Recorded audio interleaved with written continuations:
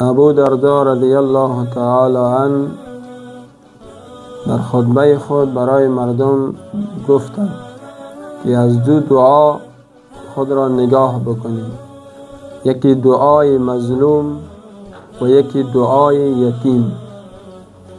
همه مردم در خوابند، اما این دو دعا در حالت حرکت هست. اگر خیری به یتیمی رسانده باشی، به هر جای باشی، اگر خواب هم باشی، این دعا به سراغت می آید. اگر ظلم سر مظلوم کرده باشی، خدا نکرده، اگر خواب هم باشی، بددعایی از او به سراغت می آید. مظلوم هر کسی باشد، الله تبارک و تعالی از او دفاع می کند، ولو که یک مرچه‌ای باشد.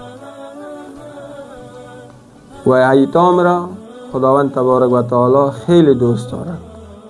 من و شما شفقت و مهربانی بالای یتیم ها بکنیم و کسایی که مظلوم شدن دستی از اونها را بگیریم و ظالم ها را برش دعا بکنیم. خدایا بر ظالم ها تو توفیق نصیب بگردان و هدایتشان بدی.